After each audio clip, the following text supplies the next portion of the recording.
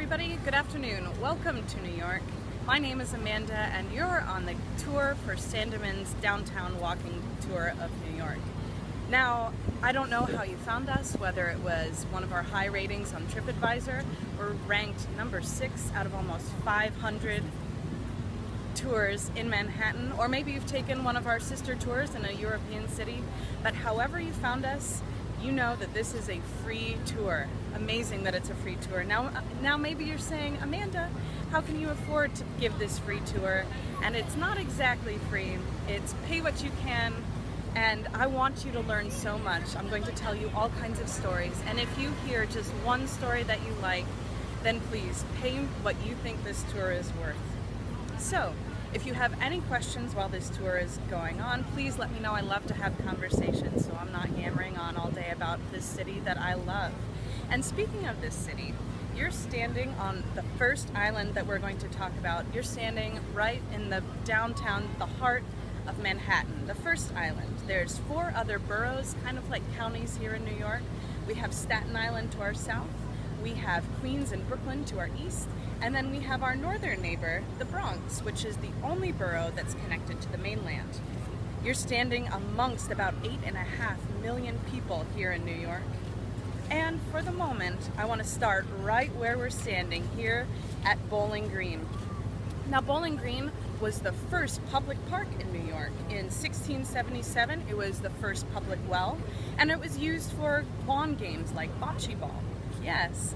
So, in about 1770, the park gets a new statue, a statue of King George. Now, King George is riding a horse, but we know that in 1776, when the Declaration is read, that King George wasn't having really good relations with this new colony in America.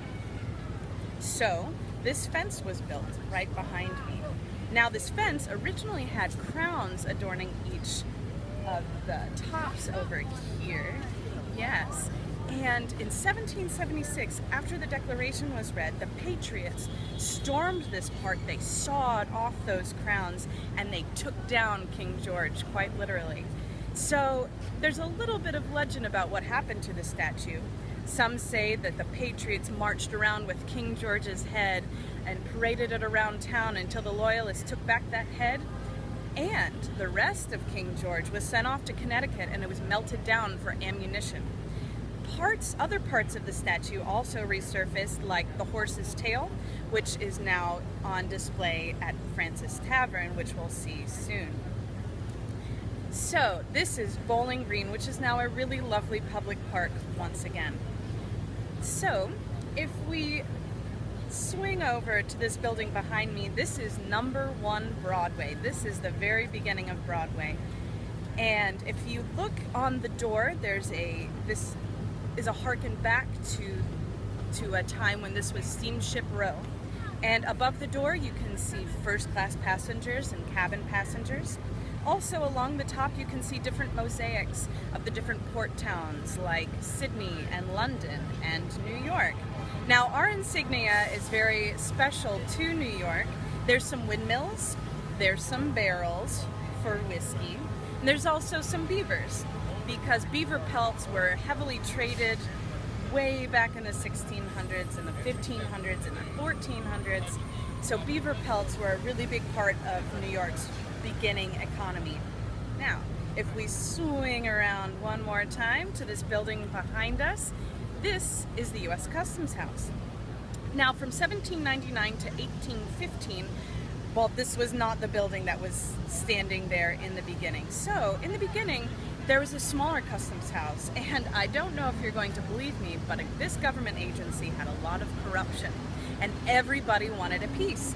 So, there were about 700 jobs available and about 28,000 applicants. Yes. So, after that customs house moved on and found a new home, the building was turned into what became Steamship Row. And after that was torn down in about 1899, the government took this property back and started building the building that we see here today. It was completed in 1907. Cass Gilbert, which is a name famous in New York for other buildings like the Woolworth building, which I'll point out later. So along the bottom you can see the 4 statues, which represent the 4 continents we have at the time, of course.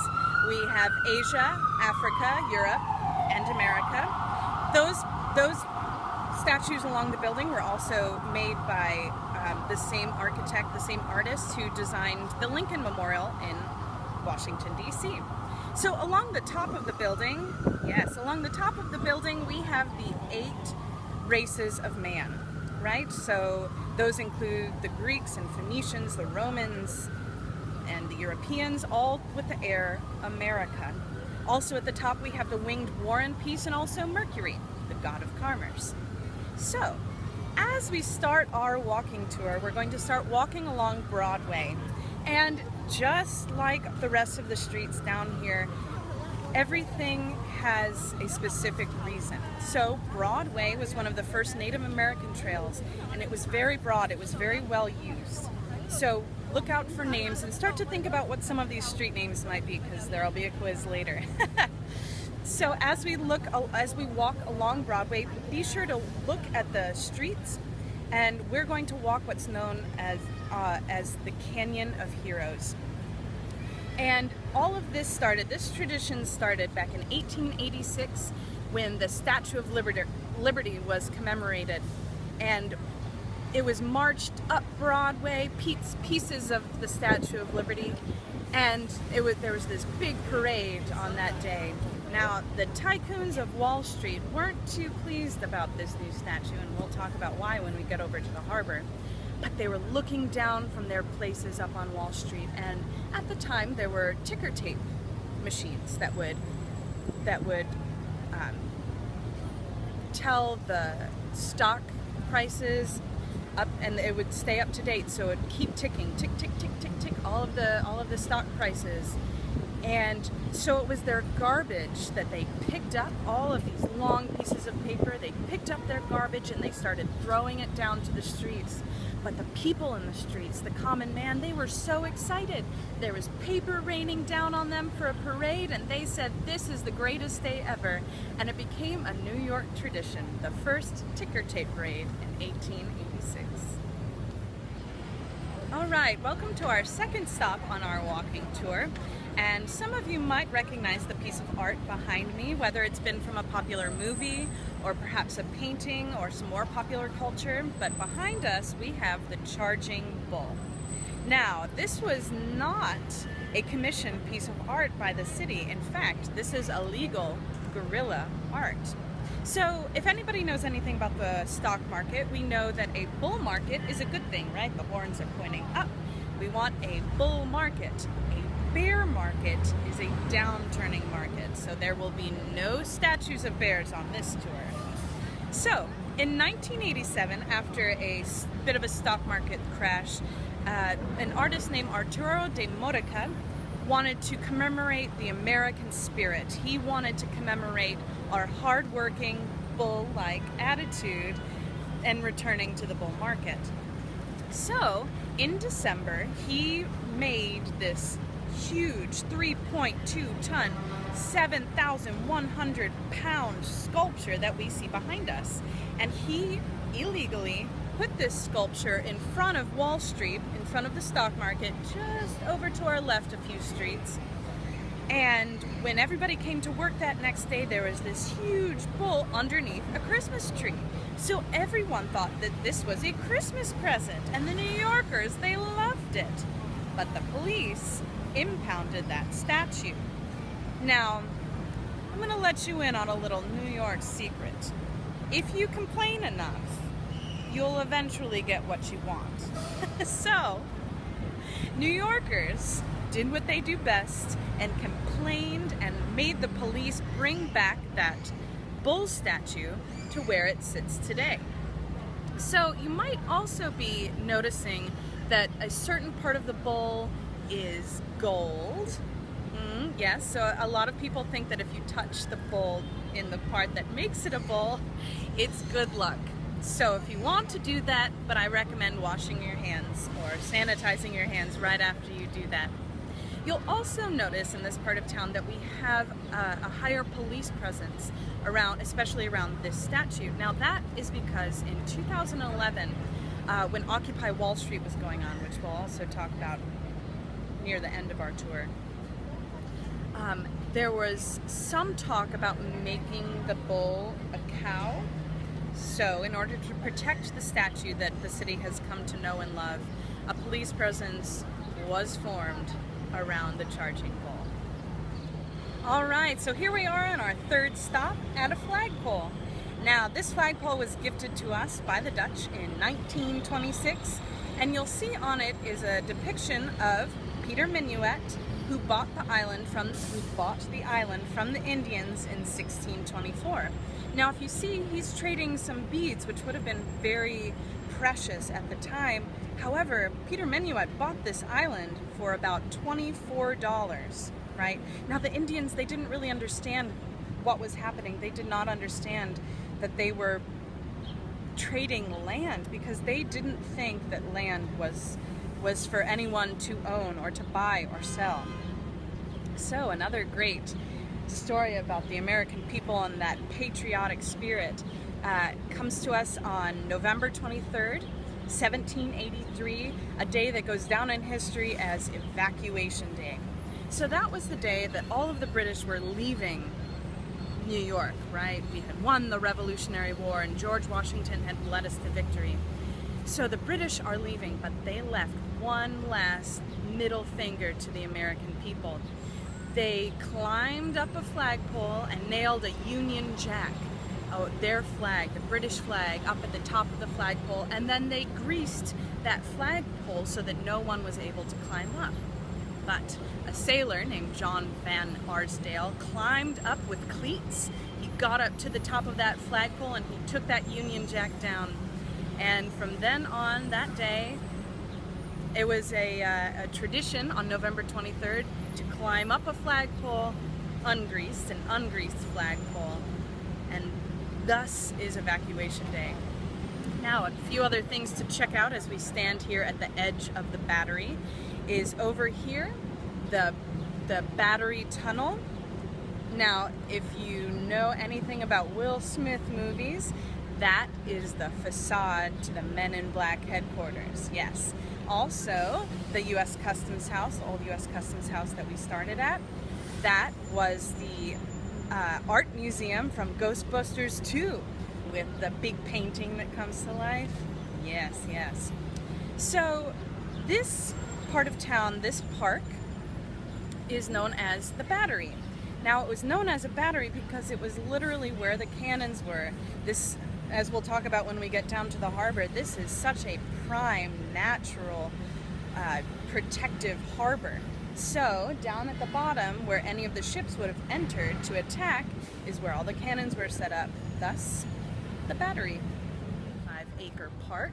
And behind us, you see Clinton Castle, named after a governor, DeWitt Clinton. Now, this was a fort that was unused, that was untested. In preparation for the War of 1812, New York built 4 forts that were not used, and I'll point them all out to you once we get over to the harbor. But this one we can see right here. So this fort was built in 1811 and not used as a fort. So if this were back in the 1800s or the 1600s, where we're standing would not have existed as a park. This would have been water. So Castle Clinton was built on an outcropping of rocks, and there was a little wooden bridge that connected the mainland of Manhattan to the castle. Now, what was the castle used for after it was not a fort? So in 1824, there was a roof put over Castle Clinton, and it was renamed Castle Gardens. Yes, P.T. Barnum did performances there, as did famous songstresses. There was even a demonstration of the telegraph. There were political speeches like Henry Clay and Daniel Webster. And it was even an aquarium after in the 1890s, in 1896. Now, from 1855 to 1892, this was actually the first immigration station. In the 1840s, more immigrants started to come over to America. The Irish were going through the potato famine. A lot of Germans came over during that time as well. So we started thinking we better start to keep track of all the people that are entering our country. So in 1855, this opened as the first immigration station. Yes, famous people like Joseph Pulitzer or Harry Houdini came through Castle Clinton. Now, unfortunately, the records were lost because of a fire that happened on Ellis Island. So all of the records from Castle Clinton, all of those first records were lost. So for example, some of my family came over during that first time, and I don't have any record of that. I had to put the pieces together from later records kept from Ellis Island. So here at Castle Clinton, if you're looking to get over to the Statue of Liberty or Ellis Island, you can pick up the tickets here. I recommend getting here early. If you're looking for tickets for the Crown, those are usually sold out months and months and months in advance. But if you're lucky, you might be able to get some pedestal tickets, so fingers crossed. So here we are inside Castle Clinton, getting out of the elements for a little bit. So when exactly did Manhattan become Manhattan?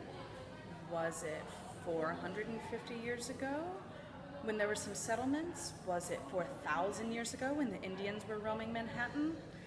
I'm going to say that Manhattan became Manhattan about 75,000 years ago when Manhattan was under 1,000 feet of ice. Now as the ice started to melt, all of the amazing natural architecture of Manhattan starts showing up. This huge outcropping of rocks, which you can still see very clearly, that kind of natural landscape in Central Park. And please get to Central Park. It's such a great, beautiful park here in New York City. So as those rocks started to form, the Indians, now they named this island Mannahatta. And we're not exactly sure of the direct translation, but we think it either means rock island or place of general inebriation. I'm gonna say both. So, I wanna talk about the very first immigrant that came through Manhattan, and that was Mr. Henry Hudson in 1609. He was on a mission from the Dutch, and he was trying to find the Northern Passage. Now, the Northern Passage was it was going to be a great new trading route from Europe to China. Yes, now unfortunately the Northern Passage doesn't exist because America is in the way of that passage. So in 1609, Henry Hudson comes through the harbor on his ship, the Half Moon, and he finds the Native Americans and he trades some beaver pelts. And on September 11th, 1609, he goes up the Hudson River, and once he gets to about Albany, he finds that he's not going to be able to get to China.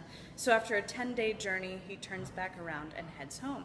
Now he takes home the news of this great place, of this place that he thought might make a good trading post.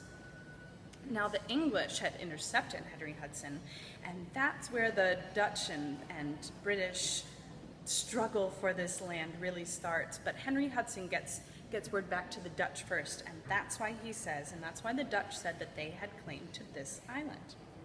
So that's our first immigrant, Mr. Henry Hudson. Now in 1614, they come back, they set up a trading post in Albany, and they set up the trading post here, 1624, in Manhattan. Now notice, I didn't say colony, I said trading post. So this was a place where the Dutch were really looking to make money. So when the English were coming back and forth and trying to stake claim on this land, the Dutch and the British struck up a deal, and the Dutch got the territory Suriname in South America, which had a large production of sugar, and the English, which they thought would connect their northern colonies and their southern colonies in Virginia, and it would be the perfect place. And it is. To the north, we have the Hudson River, which is very rich, it's very deep. We can send tankards up the Henry Hudson River, and it still won't touch the bottom. It's very wide, very deep, and it's very rich. The soil is great for farming. We have a lot of local farms and produce. We even have wineries up north, yes. And to the south, we have this wonderful natural harbor, To the east is Europe, and to the west is a whole country worth of riches. So this is the place that really connects the old world and the new world, and it was very important to Britain. And that was the beginning of New York. As New York continues to grow and expand, we come into the era of Enlightenment, which did not sit well with the British ideals of imperialism. People like Thomas Paine and John Locke were writing very moving arguments. And so, in 1776, we declared our independence from Britain.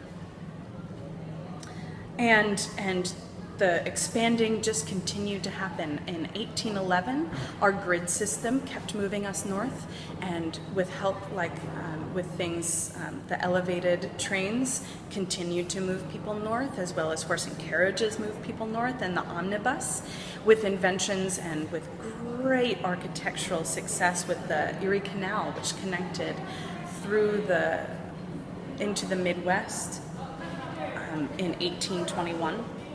And with Brooklyn expanding, because they have the land to expand out, New York started to expand up with ideas from Chicago, right? The skyscrapers started to happen.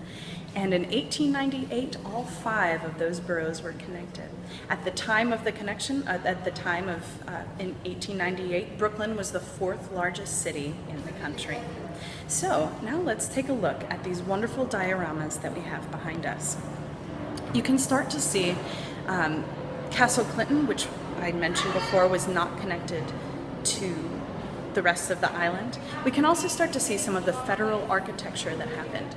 Now, that's a very specific, any of the red bricks, which you can see in this diorama, and some other clues if it's federal architecture or not. It has over six windows, and the columns under the porticos are set in. Now, when we get to Greek Revival architecture, those columns expand out and stand in front of the buildings a little bit more.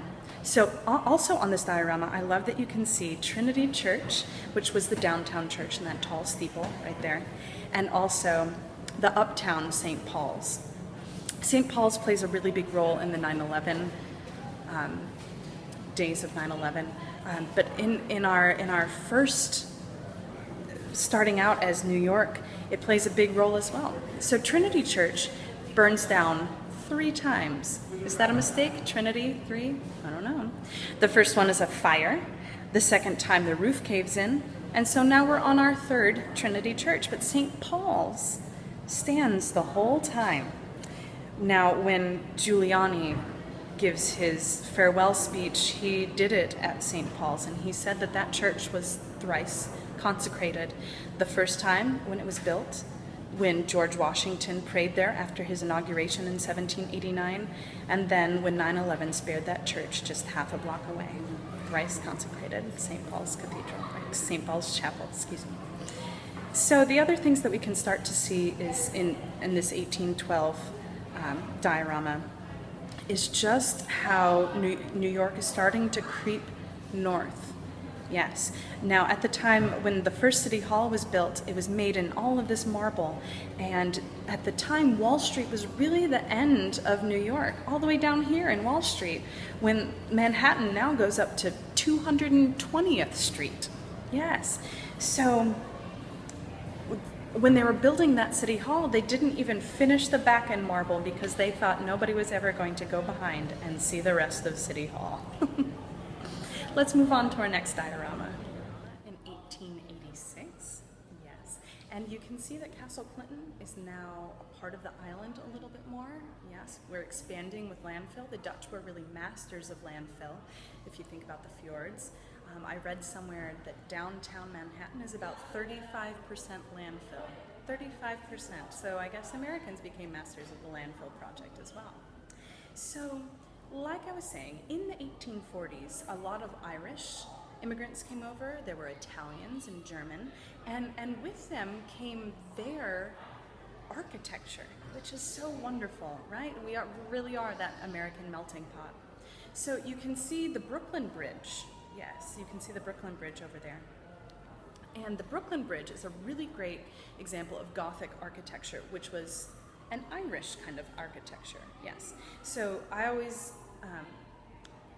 think about Gothic architecture with a pointed arches. Yes, the arches that come to a point. Now, the Brooklyn Bridge is one of my favorite stories to tell.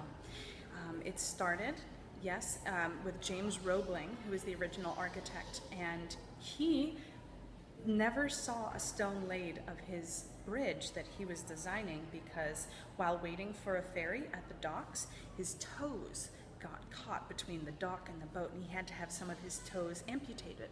Now, after the doctor amputated his toes, he didn't want any more medical attention. So, 24 days after that accident, Mr. Roebling died. So the project was passed to his son, Mr. Washington Roebling. So he was getting started on all of this engineering and designing and going up and down from sea level. He got the bends, and he was so sick he had to stay in bed for a very long time, Mr. Washington Roebling. So it was his wife, Emily Roebling, who really took charge of this project, and she set her husband up so that he could have a view out the window, and she would give commands and give orders through her husband, who was watching out the window, to the architects. And finally, when the bridge was finished in 1883, she was the first to cross the Brooklyn Bridge with a rooster in her lap, which was a symbol for victory. Now, a few days after the inauguration of the Brooklyn Bridge, there was a stampede. People were very nervous about this bridge because it was all ideas that were untested. So at the time, it was the longest suspension bridge at 1,595 feet. And people were very nervous. So when they thought it was falling, people started stampeding, and about 12 people were killed. So fast forward a year later, when P.T. Barnum said, "I'll prove the strength of this bridge," and he marched 21 elephants across the Brooklyn Bridge. So, if that's some of the Irish architecture, what the Italians brought over was Romanesque architecture. Now, right around Washington Square Park is where a lot of Italians settled. Of course, the northern Italians and the southern Italians made sure to settle in just slightly different areas. And if you go just south of Canal, which is Soho, south of Canal, or south of Houston, excuse me, Soho, you'll find the largest. The ferry's leaving. You'll find the largest collection of cast iron buildings in the world. So be sure to check out Soho. There's a bunch of great shopping and some really great Italian restaurants if you go down there. Don't go to Little Italy. Come on over to Soho. Also, while we're talking about neighborhood names, we've got Soho, south of Houston. How about Dumbo? Anybody know what Dumbo means? Down under Manhattan Bridge overpass. How about Nolita, north of Little Italy? How about Tribeca, triangle below canal? See, we're very practical as New Yorkers. We just want to name for everything that we see, yes? The West Village, the East Village, the Upper West Side, the Upper East Side. We just want to make sure you know where you're going. All right, so over here at our third and last diorama, it's a 1941 diorama, where we get to see New York looking a little bit more like how we picture New York. Yes. So in about 1904, we start to see an era of architecture known as the Beaux Arts architecture. Now, those are buildings like Grand Central Station, like the Customs House that we went to, and also the Public Library on Fifth Avenue. It's very grand. It's starting to look a little bit more European. Yes. And with this, we're starting to get the skyscraper era. And about when we get the elevators that can go up past 13 floors, first coal, then steam, then electrical elevators, and we're starting to build up and up and up. Now, in the 1800s, in about 1869, we start to see apartments as well. At first, they were called tenements, and they were originally built for the poorer classes. Yes, like those Irish and German immigrants that were coming over, and a lot of them were concentrated in the Lower East Side. There's a really great tenement museum. If you can get to it, I really recommend it. They do a really great job talking about that. So a lot of the time, there's multiple families living on one floor, sometimes sharing one or two bathrooms together. Now, of course, for today, we still live in these apartments, we still live in these tenement buildings, but they've been updated for more of the New Yorker taste today. So you can start to see the skyscrapers going up and up and up. Now in 1915, something interesting happens. A building called the Equitable Building is built, and people are noticing that these tall skyscrapers are blocking out the sunlight. So in 1916, there's a new order that's passed, and if your building goes up above X amount of floors, you have to cut in, like so. Like the Empire State Building, if you can see that building. Yes. It's called the wedding cake cut. Now, it's a very complex mathematical formula that I can't start to explain to you. But it becomes more complicated in the 1960s when there's another order passed. If you add a park to your building, then you can go a little bit higher up before you start to cut in. So it's very interesting what starts happening to our skyline. Yes, so now you see New York of how it is in the 1940s. And more interesting things happen. One of our very great planners, his name was Robert Moses, he believed that in order to keep growing New York, you had to knock some of it down. So New York's gone through big phases of knocking down and rebuilding, knocking down and rebuilding.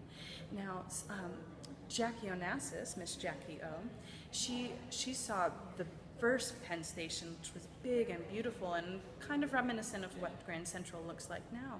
She saw Penn Station get knocked down, and she said, we need to stop and preserve some of this famously old architecture. So she was a big proponent of why we have National Historic Landmarks here in New York and why a lot of our history is preserved. So as well as preserving past and building for the future, I can't wait to see the next diorama that's built here at Castle Clinton. New York Harbor, where at the smallest opening underneath the Verrazano Narrows Bridge, which you can see from here, is 2 miles wide, and at the widest is 4 miles wide. And after you get out through the Verrazano Narrows, you can see the ocean, but you're still weaving through bits and pieces of land, which is what makes New York such a great natural harbor, that a large fleet of ships can't possibly get through without breaking down into smaller pieces. So ships would have to come in very slowly instead of all at once, and everybody wants their power all at once. So from here we can see the Statue of Liberty, whose official name is Liberty Enlightening the World. Now, she came to America October 23rd, 1886, and she was inaugurated with that glorious ticker tape parade, which is now a custom, a tradition here in New York City. Now, she was a gift from the people of France to the people of America. Now notice I didn't say from the government to the government, it was the people. So the people were in charge of fundraising, both in France for the statue part and also here in America for the pedestal. So the statue is 151 feet tall and the pedestal is 89 feet tall, but she stands 303 feet off the ground because, and remember I promised that I would point out all those other forts, she's standing on another fort, Fort Wood. Now that fort is in the shape of a star, and I've read 2 reasons why that is.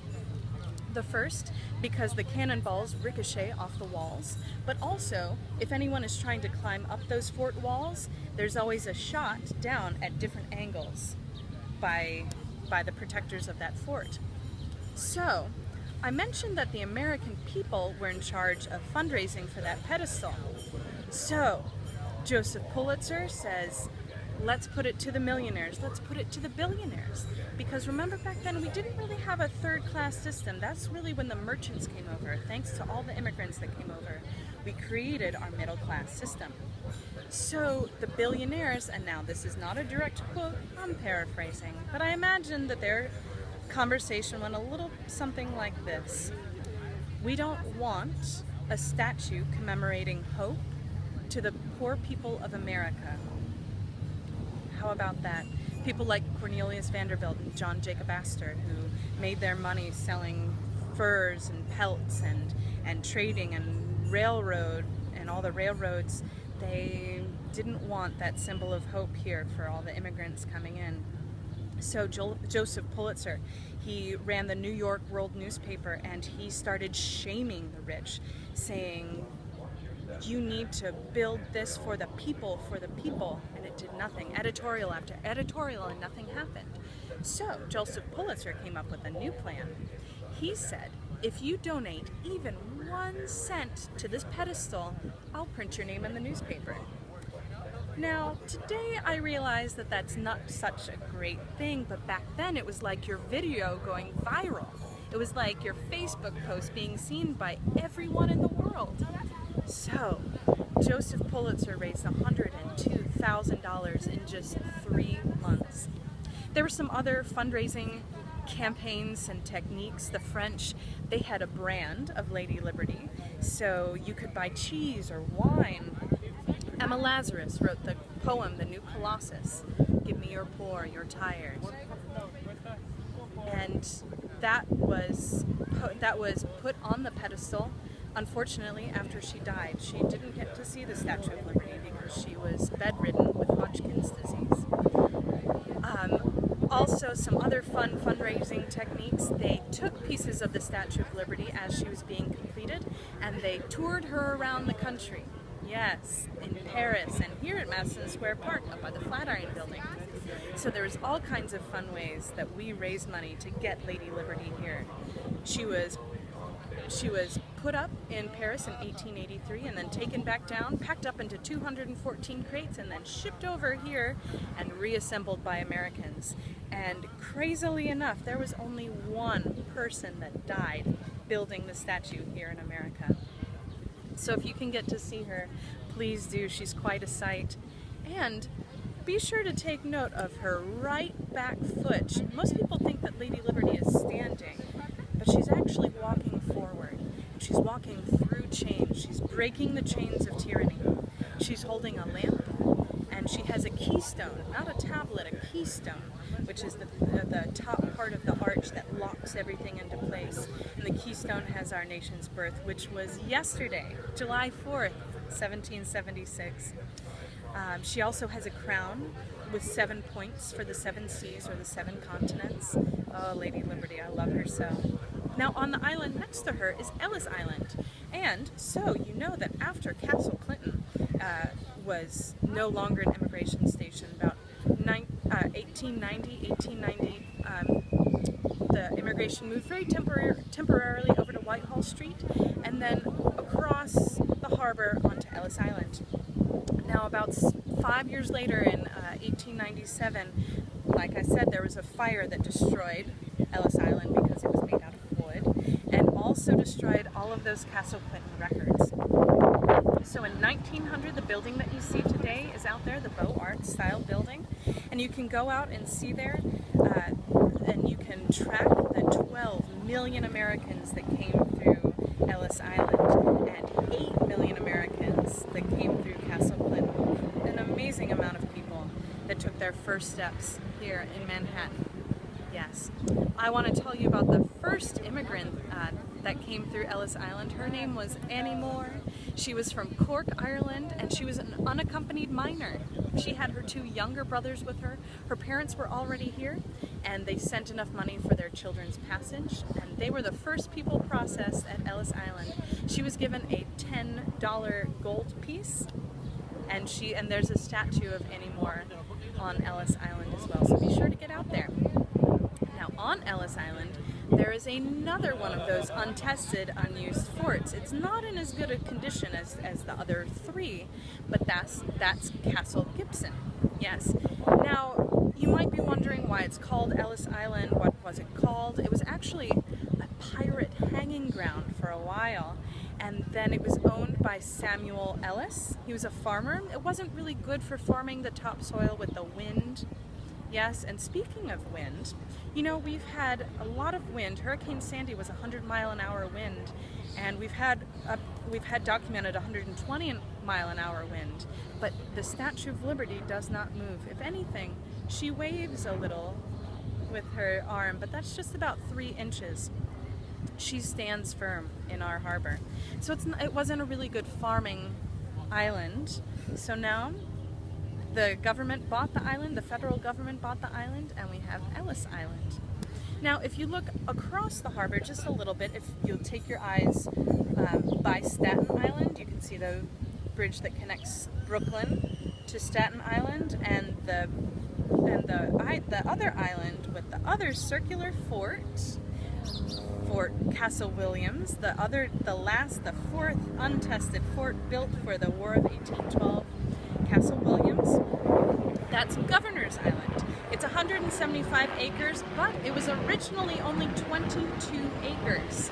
Yes, the rest of that island is landfill, just like Lower Manhattan.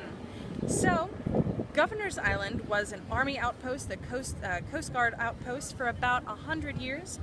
And in 1996, the Coast Guard sold that island to the city of New York for $1. They should have come and offered it to me. I would have given them like a solid $15 for that island. Today, it's a really great park. There's free ferries that go back and forth. I really recommend getting out there. You can rent bikes, take a walk, go see Castle Williams, which was known as the Alcatraz of the East.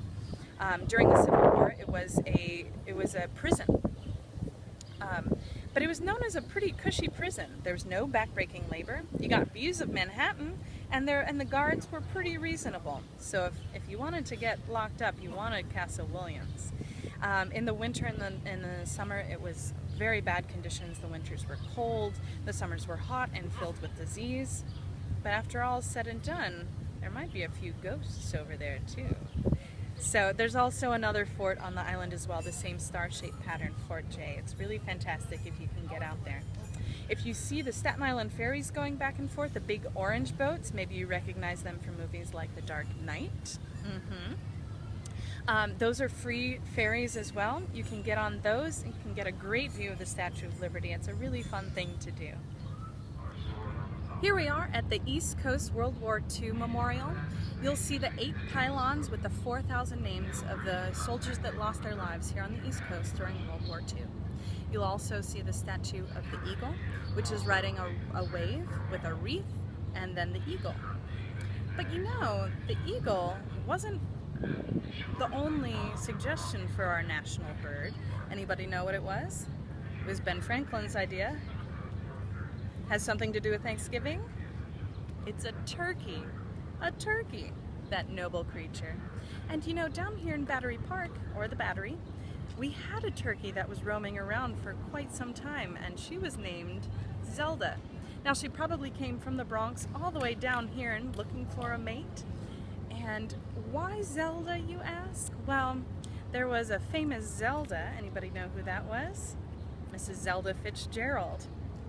Now, legend has it that she was a little bit high-strung, and after one crazy night, she found herself wandering down here in the Battery, and that's why the turkey got the name, for wandering around here in the Battery.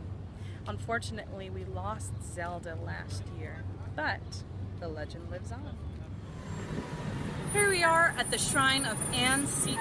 Anybody know who that is? Well, in 1975, she was America's first saint.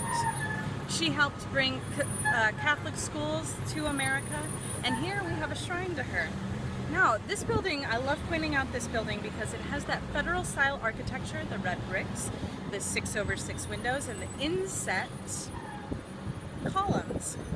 So this building was, part of it was built in 1783, and then it was added on to in 1806, and then this is the most recent part, which was built in the 1960s. So another great thing, another great story that happens here at the Anne Seton Shrine was the story of Charlotte Grace O'Brien. Now, she set up this house as a refuge for Irish girls who were immigrating and coming over. They would have a place to stay. They could get themselves set up. They could find their family. They could find work. Because something happened that was a little untoward after you got off those ships. So a little about the plight of the immigrant. You spend about 2 weeks on a boat, and if you're in the third class passenger, you had to buy a round-trip ticket in case you get sent back. And you ask, how many people get sent back? Well, it was about 2%. So that's why the island got the nickname Heartbreak Island, or the Island of Tears, because of those people that got sent back. So say you get through, you're not part of that 2%, but in order to be processed, you're waiting in 8-hour lines. The building was built for about 3,000 people to pass through that building per day, but on average there were about 7,000 people who passed through Ellis Island every day. The most people that passed through Ellis Island, 11,747 immigrants. That's a long day. So you're waiting in that 8-hour line and you finally get across the harbor onto Manhattan and you're an American citizen. Now what?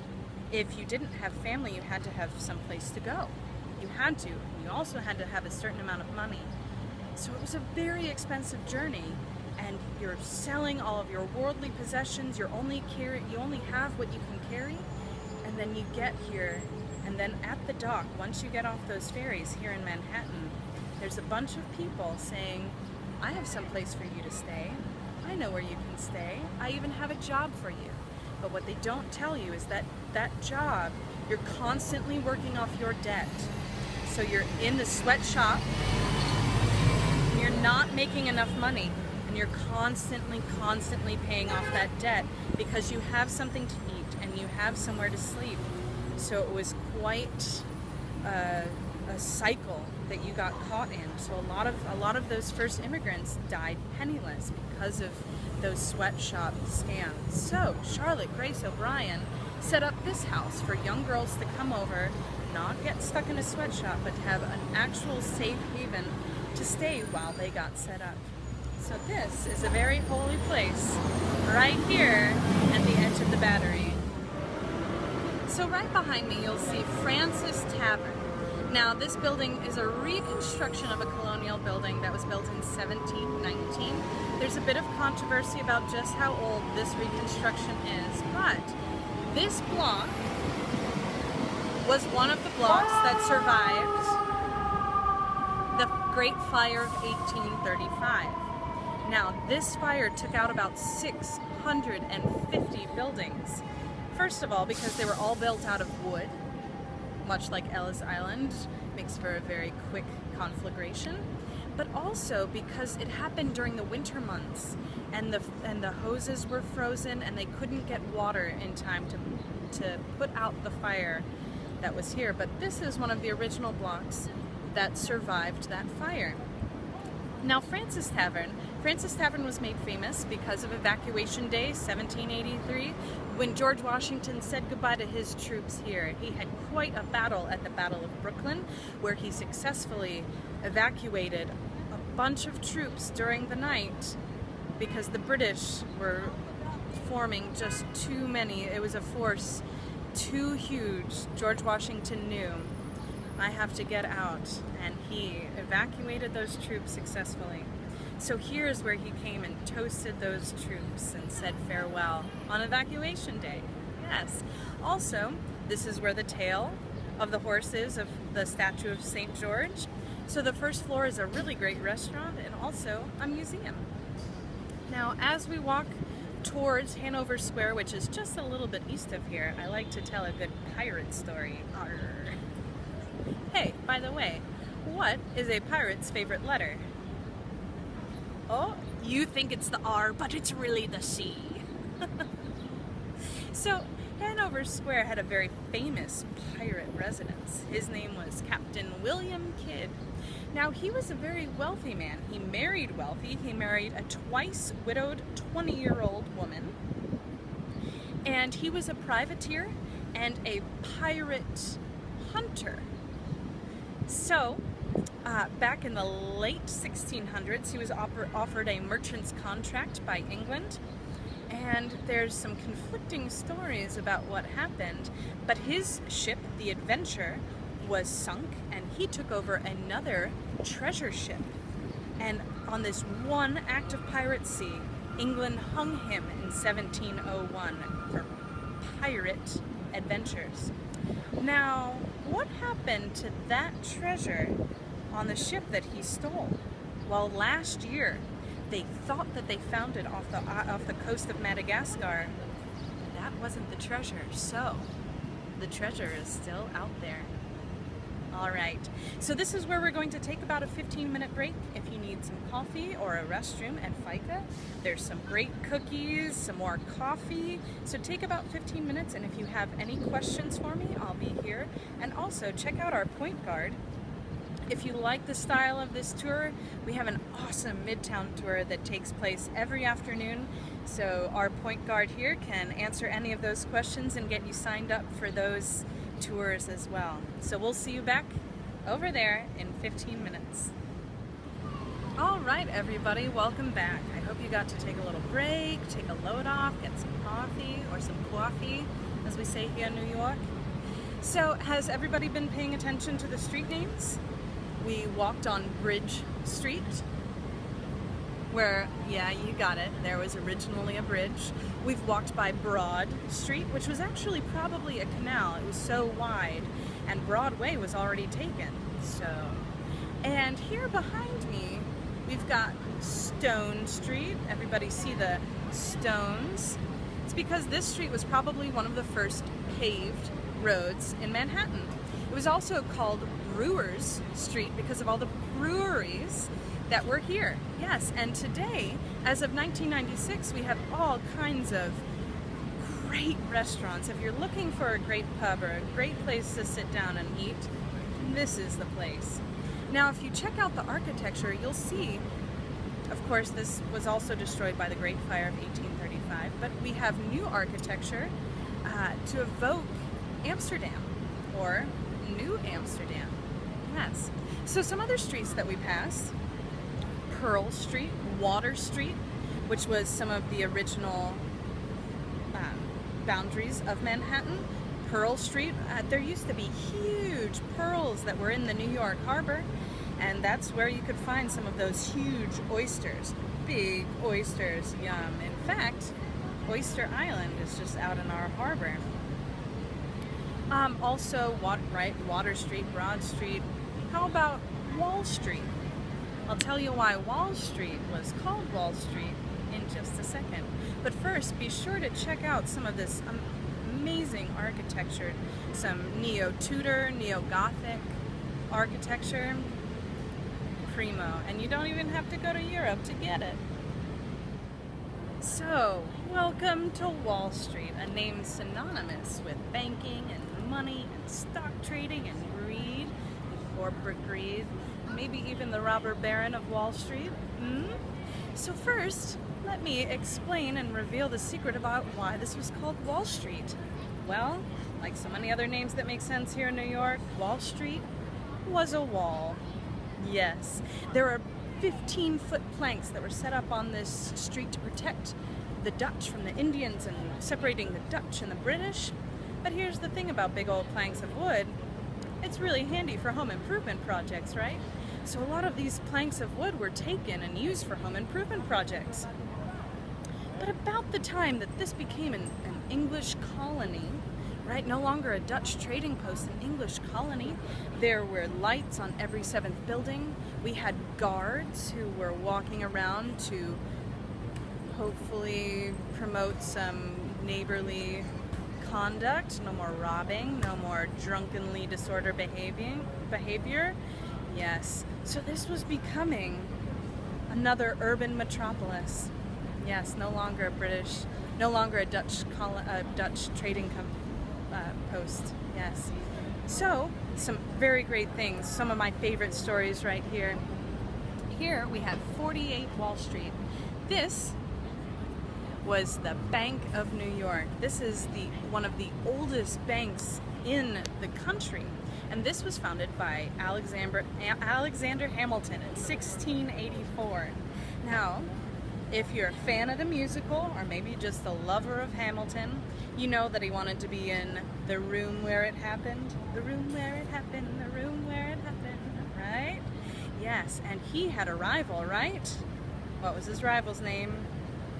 Aaron Burr, who created the Bank of Manhattan just over here at this Trump building at 40 Wall Street. And that was in 1799. Now, the way that Aaron Burr raised money for this bank was because, well, it's of course had to do with his rivalry with Alexander Hamilton, but there was a huge outbreak of yellow fever. And everyone started figuring that this yellow fever came because of standing water. Now, they were really close. It was because of the mosquitoes who like to hang out at the standing water.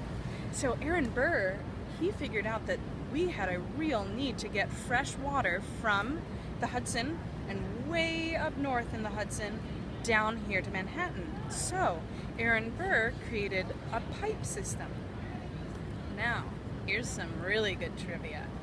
The Bank of Manhattan was bought by J.P. Chase. Yes, we all know Chase Bank now. And Chase Bank, if you look over there, it has that blue octagon symbol, yes, or a representation of a water pipe. Oh yeah, I tied it all back in.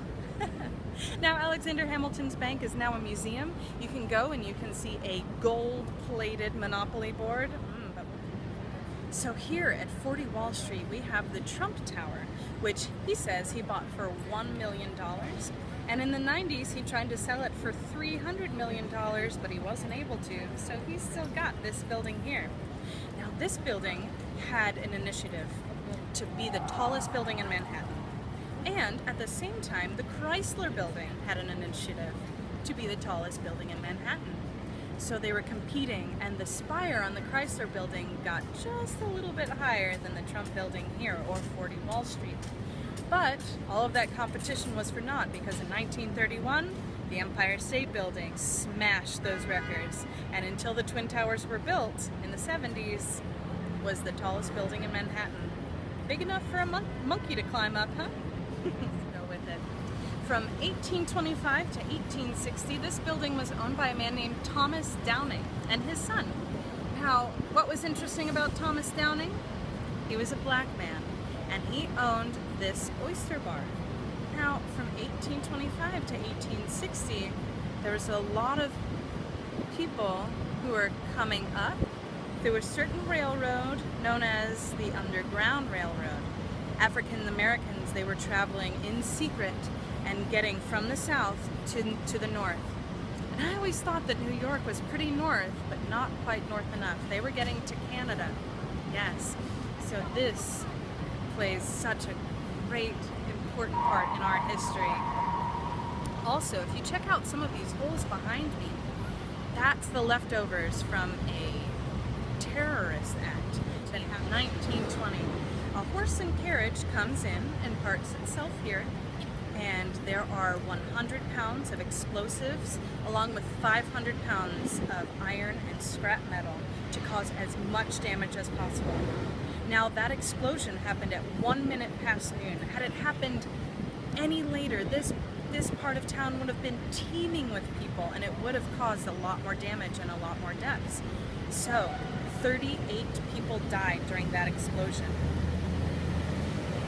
And here are some gory details if the group is ready for it. There was a man with bloody stumps dragging himself along the road. All that was left of the horse were the horse's hooves. There were people who were decapitated, people who lost their eyes. The windows from all kinds of buildings were blown out. The windows from the stock market crashed down. But here's the thing. Because the stock market had to stay open, they cleaned up all of this area before any evidence could be gathered, and the precursor to the FBI or the CIA was the BOI, and they couldn't find any evidence about who could have done such a thing. So today, this is an unsolved crime. We think that it came from an Italian anarchist who was deported in 1901, but his followers might have had something to do with that explosion. So you can still see some of the holes left in this building, as well as a little bit of shrapnel left in George Washington over here. Behind us, we have Federal Hall, and right behind me you can see George Washington. And what's he doing? He's dropping the mic, right? Boo! Actually, he's got his hand on a Bible, because this is where George Washington was inaugurated. In fact, inside in this free and awesome museum inside Federal Hall, you can see that Bible. Great. So, 1789, George Washington is inaugurated here. So what was this building beforehand? Well, It was City Hall, because the Dutch had City Hall, of course, in a bar on Pearl Street. Of course the Dutch had a bar for their City Hall. And then after this became the nation's capital for about 2 years, this was Federal Hall. In fact, the U.S. Customs House, where we started our tour, that was supposed to be the residence of the president, but then it moved down to Washington, D.C., where of course the White House is. So here, Federal Hall, it was then a U.S. Treasury, and after the Civil War, the first greenbacks were printed here. Yes, so check out this great museum, and let's flip around. Oh man, what's going on here, huh? This is Wall Street. Yes, very heavily security, and you can see the triangle at the top. We have Integrity, and she's surrounded by modern architecture and mining and all these titans of industry. There's something special about this though. That sculpture used to weigh about 90 tons. People got very nervous about what happened if it would fall down, so it was replaced with a fake. Let me just drive this point home. Integrity is a fake. Now, remember that bomb, that terrorist attack that happened, that unsolved terrorist attack? Well, the very next day, Wall Street got back to normal and the Roaring 20s had begun. Today, we still trade here. There was trading outside on the streets, and then we had another Wall Street, which I'll point out when we pass it, and this, our new Wall Street, our new stock exchange, except here's the thing, everybody knows this is Wall Street, but the stock exchange, it's on Broad Street. Gotcha. More trivia. Federal Hall. So at Federal Hall, the Bill of Rights was written as well. And if anybody's a fan of Schoolhouse Rock, we can sing the preamble. We the people, in order to form a more perfect union, establish justice, ensure domestic tranquility, provide for the common defense, promote the general welfare, and secure blessings of liberty to ourselves and our posterity, to ordain and establish this is the Constitution for the United States of America. Right? The Bill of Rights and the preamble. So, all of that started with the Stamp Act in 1765, and everybody came here to discuss a favorite American subject, taxes. Now, here's some more trivia. Boston wasn't the only city to have a Tea Party. In fact, here in America, we had our own here in New York, we had our own Tea Party. So there was a ship heading out to Long Island, and the captain got a note which said, and again I'm paraphrasing, if you know what's good for you, you'll turn around and not deliver that tea. And that captain, he listened to those patriots and he turned around and didn't deliver that tea. There was another ship here in the New York Harbor in 1774, and it wasn't tea to be sold, it was the captain's personal stash, his 18 chests of tea that those patriots climbed on board and dumped into the New York Harbor. Oh my goodness. The very next day there was a herald that went up the Bowery and said, Lexington has just been, the Battle of Lexington has just happened and 8 patriots died. So those patriots here in New York, they stole 600 guns, and they started to march. America was ready for a revolution. Something else here down on Wall Street, a very appropriate story to tell, is about the crash of 1920. So we have the Roaring 20s, right? Economic prosperity, everybody's making money. Big banks are lending about $8.5 billion to Wall Street, and the higher up that those stocks go, the less stable the economy is. So, on Black Thursday in October 1929, the stocks start going down, and nobody thought that that was even possible. Everyone thought that the economy had plateaued, that the stocks couldn't go down, they could only go up and up and up from here. But they did. They crashed, and in about 2 hours we lost $10 billion. That's more that was in the economy to begin with. And in 2 days, we lost $30 billion. This ruined small companies. This put a lot of very rich men in a lot of very precarious positions as well. It took about 10.5 years to recover from that stock market fall. And this was a worldwide, this affected the world. And in fact, this affected Germany. And 3 years later, Adolf Hitler was elected. So,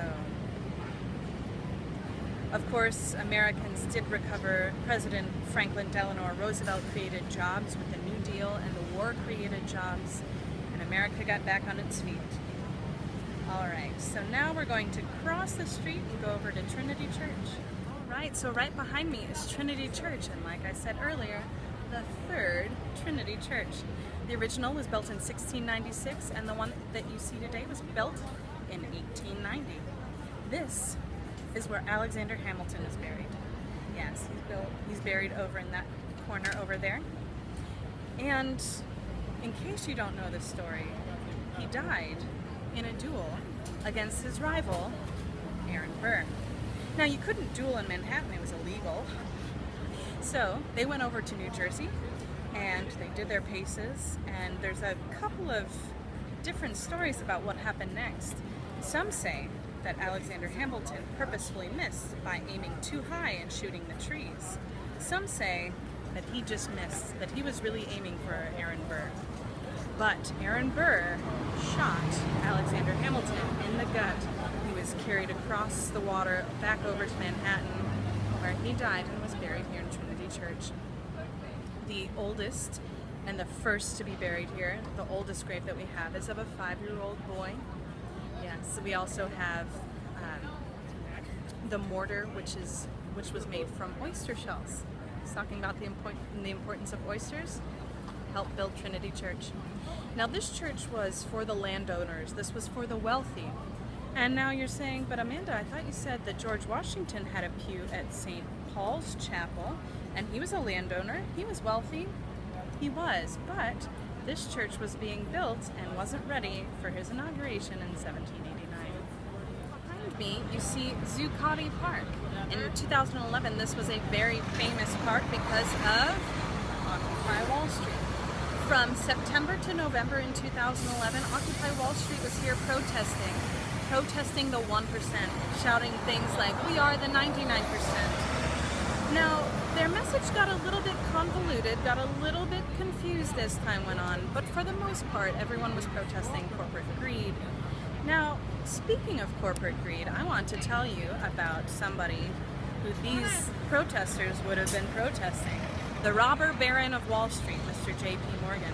Now, J.P. Morgan, he was very crafty. And during the Civil War, he paid $300 to get out of the draft.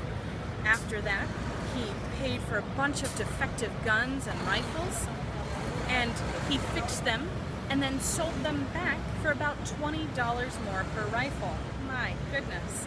Another one of his schemes was to buy gold in small amounts and stockpile it, and then sell it all overseas to drive the price of gold up. He also had a very big stake in railroads, so he would buy off judges, or he would buy off robbers to go in and destroy the competition, the other railroads that were going up. J.P. Morgan ended up being quite a philanthropist and donating much of his art, books to the Metropolitan, and he left with a legacy of about $26 billion, the robber baron of Wall Street. This building here in front of us is the Fulton Center. It connects all kinds of subways to the PATH train to New Jersey through the Oculus and underground tunnels that we're standing on top of. We'll go check out the Oculus in just a second. This Fulton Center was supposed to cost $700,000. Instead, it cost $1.4 million. Exactly double. The federal government had to step in and help with the completion. It's very beautiful on the inside, very light efficient. Now, across the street behind us, that's St. Paul's Chapel. St. Paul's Chapel, where Washington went to pray after his inauguration. There's still a pew dedicated there to him. Now, St. Paul's Chapel, this church was completed in 1766, and whether you think the start of a building is when the first stone was laid or when it was completed, this might be the oldest building in New York. Now remember, I said that this building had a lot to do with September 11th. When the fire trucks and the emergency vehicles started coming and lining up, they took up the streets on the north side and the south side with the fences. Firemen started hanging up their shoes and changing into their gear there on the fence. And when they came back, there weren't a lot of people that came and picked up their shoes. That day, 343 firefighters gave their lives, 8 paramedics, about 160 cops, and about 38 Port Authority police as well. New York City bravest, New York City's finest, yes. So also inside St. Paul's, you can see some 9/11 memories and memorabilia. Some notes that people left, the flyers. At first, St. Paul's thought that they would only need 15 boards for all of the lost posters, for all of the phone numbers, for all of the flags and poems and flowers and teddy bears. They ended up needing 400 boards of wood to get all of those well wishes and lost people's faces. So you can still see some of that. You can also see a pew. Inside of that chapel are where chiropractors and doctors and podiatrists and eye washing stations, they all set up shop inside St. Paul's for the refuge of the people that gave their lives and were searching day in and day out and putting out those fires. After 9/11, there was a pile that took 9 months to clear. They were looking for people. There were dogs, rescue dogs that were there. The last dog, the last survivor dog, died this past year. So while we're here standing in front of St. Paul's Chapel and possibly the oldest building in Manhattan, I want to take a second to talk about some more of old New York and what happened on September 11th, 2001. So at 8:45 on September 11th, it was a beautiful day. People were heading into work, and at 8:46 a.m., a plane going 440 miles an hour hit to the North Tower between the 93rd and 96th floor. About 17 minutes later, another plane traveling at 540 miles an hour hit the South Tower in the 70s on the 70th floor. Now, because the North Tower plane came in at such an angle, there were no stairwells that were available to the people on the floors above. However, on the South Tower, there was one staircase that allowed people to still get down. So about 14 people on the floors that it hit were able to evacuate, and about 4 people on the floors above were able to evacuate as well. On that day, we lost 2,893 lives, both on airplanes, in the plane that went down in Shanksville, Pennsylvania, lives at the Pentagon, and of course the rescue workers that gave their lives. But there were about 25,000 people that were evacuated thanks to all of our heroes on September 11th, the firefighters that kept going back inside and running up and down those stairs, thanks to the paramedics who risked their lives, and of course the police as well. So many brave souls, people inside the building showing acts of heroism that day. It was a terrible day with heroes that shone through. We'll go see the memorial in just a moment, but I want you to really look at St. Paul's because being so close to the World Trade Center, you can see it was just half a block away. There was no damage done. So, as we talk about the future, here is the future of New York right behind us. The first World Trade Center building. There were 10 buildings that came down that day, 7 of which were World Trade Center buildings, and we have a few that are going up very quickly behind us. World Trade Center 1. It stands 1,776 feet tall. And you can see the spire. That is part of those 1,776 feet, of course, an homage to our country's birth. Now, that design was not the original. The original was by Daniel Libeskind, and it was supposed to be a twisted shard of glass, but David Childs came in and he came up with a much more economical and economically friendly, environmentally friendly building and design. There's a bunch of converging triangles that come up and down, and of course the top is an homage to the first World Trade Center buildings.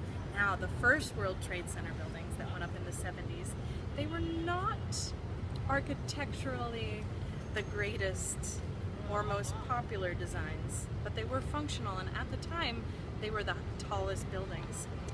This building is the tallest building in the Western Hemisphere and the third tallest building in the world. At the time of the first World Trade Center buildings, they didn't have the middle steel spine. There was metal meshed into the sides, so there was all that more room, all those millions of more cubic feet of space, of commercial space to be sold out. However, the building wasn't selling. Even King Kong, the new King Kong, didn't even make that building popular enough. So there was all this commercial space that was not being used. Well, Philippe Petit, enter Philippe Petit, who was a tightrope walker in the French circus. He came in and he snuck in illegally, and the buildings were about 6 feet different, and he shot this device that got his tightrope from one building to the next, and he walked across 8 times in 45 minutes, and at one point he laid down on that rope. He said that he could hear everybody cheering him from the bottom. Now the building manager, the cops were saying, "Get that man down," and the building manager was saying, "No, he's giving me all of this great publicity." So he was charged with 13 charges, and do you know what his punishment was? To perform for the children in Central Park. He gave that impersonal structure a personal face. So thanks to Philippe Petit, or Joseph Gordon-Levitt, if you've seen the movie The Walk, he made those buildings popular. He gave a personal face to an impersonal building. Now, when the Twin Towers were being built, they had to dig all the way down through all that land and topsoil to get down through to the bedrock. So they built something which was referred to as the bathtub, because they were very concerned about water getting into their structure. So that's why they built out, going down 70 feet into that landfill, right? So that they could build those Twin Towers that stood 1,350 feet tall. The whole World Trade Center took up about 16 acres, and each of those towers took up about 1 acre. So let's go see where they stood. Here behind me you can see the Oculus, which is the other part to the Fulton Center, which houses the PATH train that connects Jersey to Manhattan. And this was designed by Santiago Calatrava. He's also reimagining a Greek Orthodox church that had to come down on that day, Santiago Calatrava. This building is supposed to look like a winged dove. I think it looks a little bit like a whale, or maybe a football with the spikes. Inside it's beautiful, all the white marble. This building cost $4 billion. Now in September, it's supposed to reflect the light onto the memorial pools. So come September, we'll have to see how that looks. I hope it's beautiful. You can also see World Trade Center 3 and 4 over here, as well as World Trade Center 7 behind me. So behind us is our last and final stop on this walking tour of Lower Manhattan. It is the reflection pools, yes. Now, the families of the victims, they had a lot to say about these memorials. But at first, they wanted to put the memorials inside a museum with all the names, and the families said, no, we want their names to shine out into the world. There's a Romeo and Juliet quote that goes, "Give me my Romeo, and when I shall die, take him, cut him up in little pieces, and he will make that face of heaven so fine that all the world will be in love with night, and pay no attention to the garish sun." That's what their families wanted as well. They wanted the light to shine up.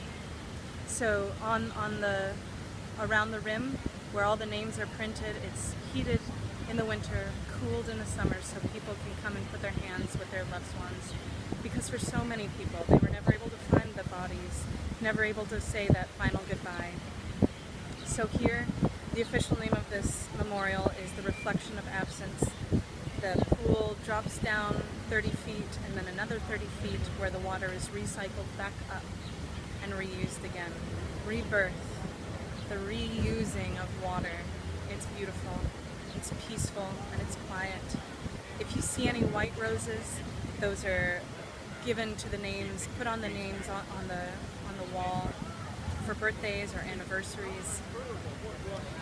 They're not in alphabetical order. They're placed at either where they worked or grouped with their friends. The names of the firefighters, those that died in the 1993 bombing of the First World Trade Center in the garage, their names are listed here too. The names from the Pentagon and Shanksville and the flights. I really recommend checking out the museum. You can get time tickets over there. Also, check out the pear tree. In a sea of oak trees, we have a pear tree, the survivor tree, which was at the original World Trade Center site and then found, replanted up in the Bronx of Van Cortlandt Park and brought back here where she's thriving. And she has all this new growth. That Calgary pear tree lives on, just like the names of those that we lost that day. There's so many stories to be told. But here, where we stand in the middle of the rebirth and regrowth of Lower Manhattan, I'm inspired to think about what our generation will give to history. And that's what they say, right? The rest is history. So thank you again. Thank you for spending your morning with me. Come join me on the Midtown Tour this afternoon, and don't forget to leave us your love on TripAdvisor. My name is Amanda, and thank you all so much.